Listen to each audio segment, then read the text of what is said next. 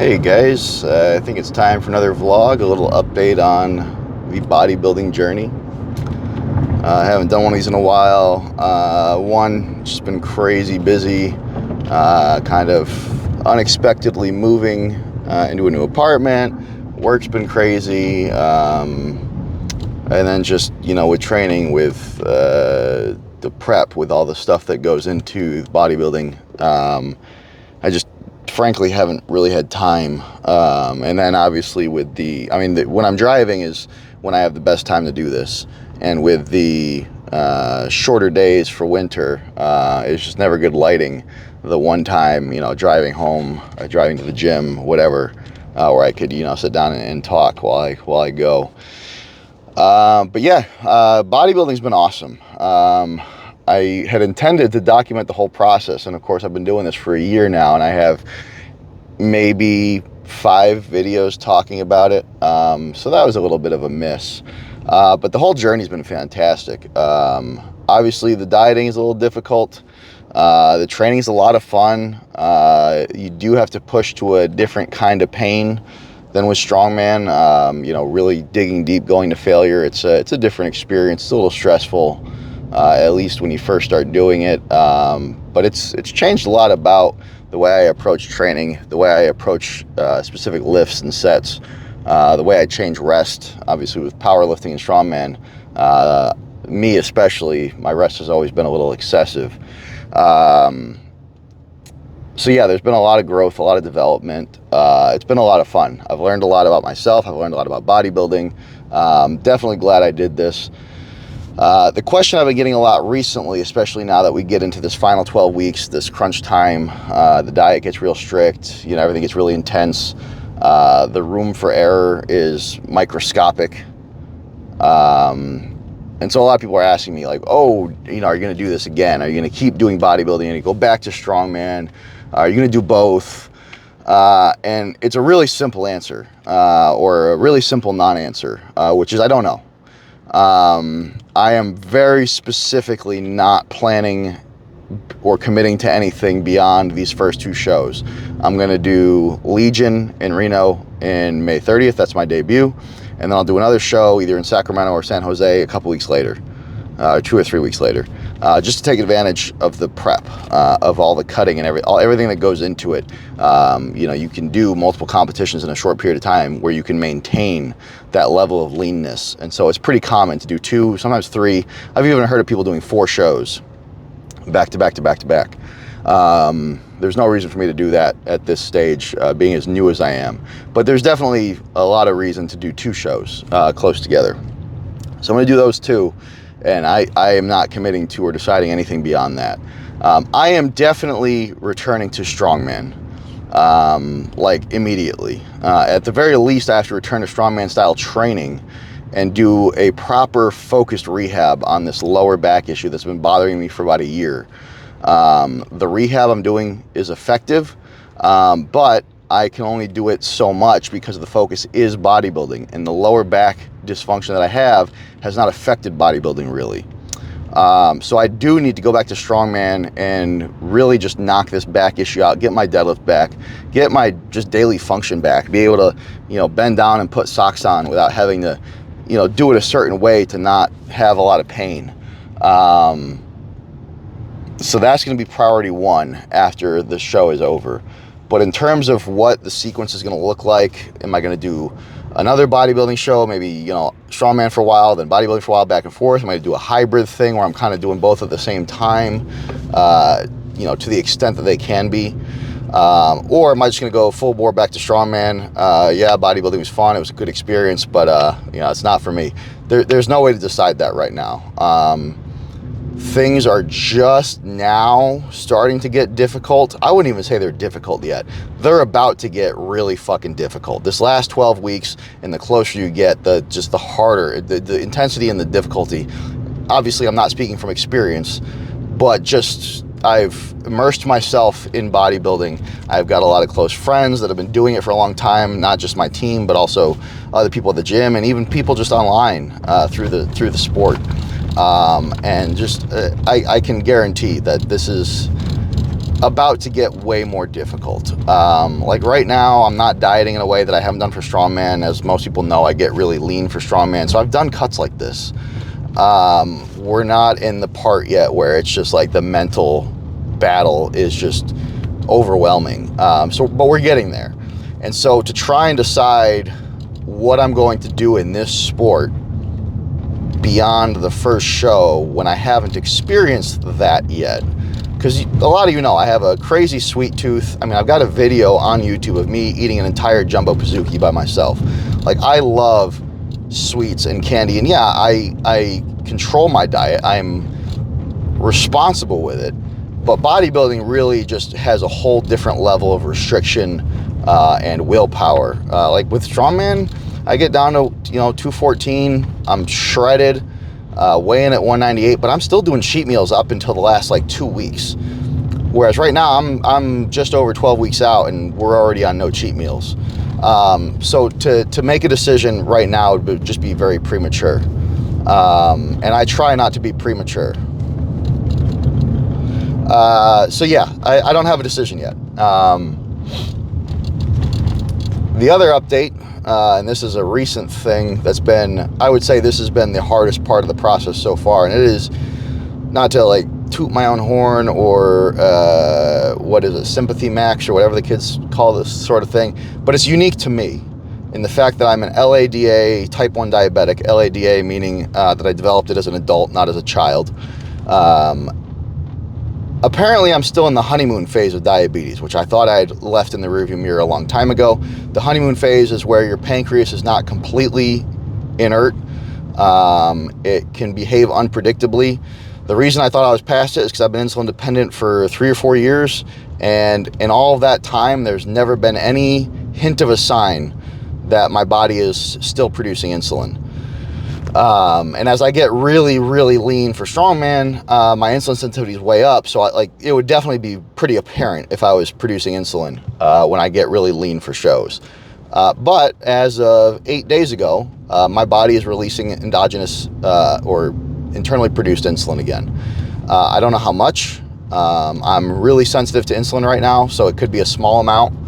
I will be getting blood work through Merrick Health soon, and I will include an insulin reading in there because I am curious as to how much, like what my levels are.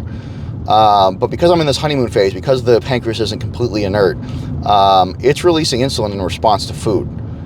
And I've had probably 6 or 7 people now, maybe more than that even, say, well, isn't that good? Does that mean you're not a diabetic anymore? Does that, now you don't have to inject insulin. Isn't that a good thing?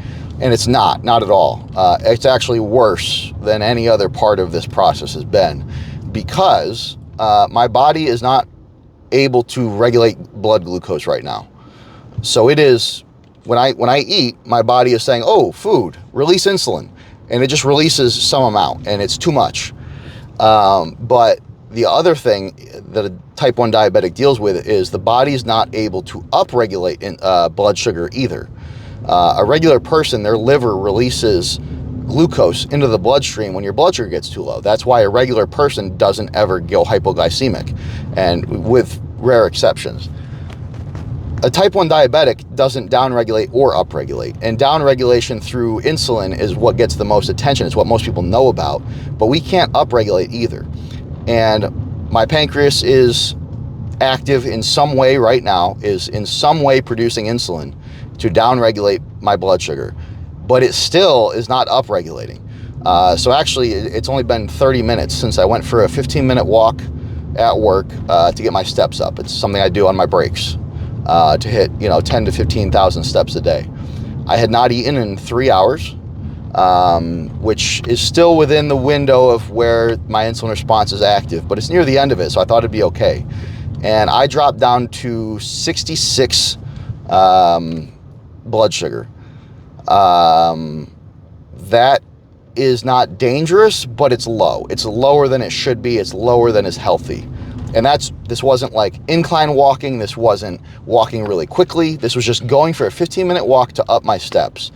To put this into perspective, and it changes person to person. Some people, I think I was talking to Jess Bittner, Canadian powerlifter, who was saying that she can actually tolerate like below 30, which is insane. But each person has a different tolerance, a different point where they're going to have problems. But basically, once you get to 45 and below, you are in the region of blood sugar where a seizure and loss of consciousness is possible. And this can be varying degrees of dangerous, but it could also be life-threatening. And so I was at 66 with a down arrow when I stopped my walk. And a down arrow means rapidly declining. So there's a straight line, which means your blood sugar is relatively stable, might be going up or down a little bit, but not anything noteworthy. There's a 45-degree up or down, which means it's trending in that direction, up or down. There's a straight arrow up or down, which means rapid. And if you look at my blood sugar graph when it had this down arrow, it's like a cliff. It's not a gradual, it's not a hill, it's not a mountain. It's like just almost a straight line down on the 24-hour scale. The only thing worse than that is a double down or a double up arrow, which means it is going hella quick. Like you just did something to elicit a strong response. So I was at 66 with a down arrow. And I know, well, I guess I don't really know much of anything right now because this is uncharted territory. But normally I know that if I stop physical activity and that's what's driving me down, that my blood sugar will recover. Luckily it did. Within 15 minutes it was back to 90, which is a great number. But that's just to say right now, again, uncharted territory here. And the timing couldn't be worse. Right now my coach wants me doing 450 calories on the bike every day, which is roughly 50 minutes for me, 50. I'm lucky to get 10 minutes in, which is about 100 calories. At 10 minutes, if I've consumed food and my body's releasing insulin, I tank immediately. Worked with ChatGPT. I understand the weaknesses and the problems with AI. So I'm sure some people roll their eyes when they hear me say that. But being an LADA type 1, being in the honeymoon phase of diabetes, being a bodybuilder 12 weeks out from a show, being somebody that is enhanced supplements, all these things combined make me such a small fractional percentage of people. Like the Venn diagram of all the different, small percentiles communities that I'm in, the overlap is just infinitesimally small. So I can't go to the doctor and say, hey, based on all these things about me, what do I do about this? Because they don't fucking know either. There's no information, there's no data on this. So I use ChatGPT as like an emotionless sounding board and to organize my own thoughts as I kind of go through my experience with diabetes and what I've noticed in different cuts as I kind of reflect to figure this out. And the answer seems to be very counterintuitive. It makes sense after ChatGPT explained the method, but also after I implemented it experimentally and it worked. Last night I did 2 hours and 21 minutes on the bike, 1,251 calories, which is excessive. This is a one-time thing because, again, the margin for error at this point in the prep is microscopic. And as tempted as I am to continue overreaching on my cardio, too much cardio can be a problem, a big problem. When I'm this deep in the deficit, when I'm this deep in the cut, this lean, I need to maintain my muscle mass, and we could run into problems if I keep overreaching. So I am going to go back to 450 as prescribed and stick there, even though a part of my mind is still thinking about all the missed cardio in the last 8 days and how I need to make that up, and I don't. But yeah, normally as a diabetic, I take long-acting insulin in the morning and I take fast-acting insulin when I eat. And when I'm this lean, when I'm in this much of a deficit, this deep into a cut, even a single unit of long-acting insulin makes it so I can't do fasted cardio. But I need to take insulin because you do need it to live. It's not just about maintaining blood sugar. You need to have insulin in your system. So I can't just not take insulin to allow my blood sugar to go up to be, able to do the cardio. So I can't do fasted cardio normally. And I've always told my coaches this because fasted cardio is very popular in this space. And my current coach has no issue with that. But it's funny because normally fasted cardio is like the one thing I can't do. And right now it's the only thing that I can do. I haven't injected insulin in 8 days because my body's releasing insulin. If I were to inject insulin also, it would be incredibly dangerous. So obviously when this first started happening and I didn't know it was happening, I was taking small amounts of insulin for my meals and I was going very low. Luckily I picked up on it pretty quick that, hey, something's a little off here. Let me take insulin reactionary for a little bit. I'll wait for it to get high and then take it. And it just wasn't happening. I was like, I'm eating rice, which normally should send my blood sugar to the moon. I'm eating rice and my blood sugar is dropping. That is insane. But when I noticed that, I stopped taking insulin and I was just playing it by ear, waiting for it to go high and then correct it, and it just never went high. So I haven't taken insulin in 8 days. But because of that, because my body is releasing it in response to food, and because I'm not injecting any, if I'm fasted, my body is not releasing any insulin and I have not taken any insulin. So there is trace amounts of insulin in my system now when I'm fasted, which allows me to do cardio without crashing. The reason I can't do fasted cardio with long-acting insulin in my system is because long-acting takes a really long time to clear your system. So I need to take it to keep insulin at a certain level in my body throughout the day, but I can't just turn that off or make it go away when it's time for cardio. So in that case, fasted cardio is off the table. Now, fasted cardio is my only option. So it's weird. It still makes me a little uncomfortable. Although again, I can just stop the ride at any time and my blood sugar will stabilize, at least so far. So that's where we're at. That's the update. Things are a little bit crazy right now. But yeah, overall the process has been fantastic. I absolutely swear by the Ninja Creamy ice cream maker. I'll do a whole separate video on that and a couple other appliances or gadgets, gizmos that I'm using right now to kind of talk about how it's helped me in my process and what I use it for, why I like it, and just as a way to generate more interesting and useful content.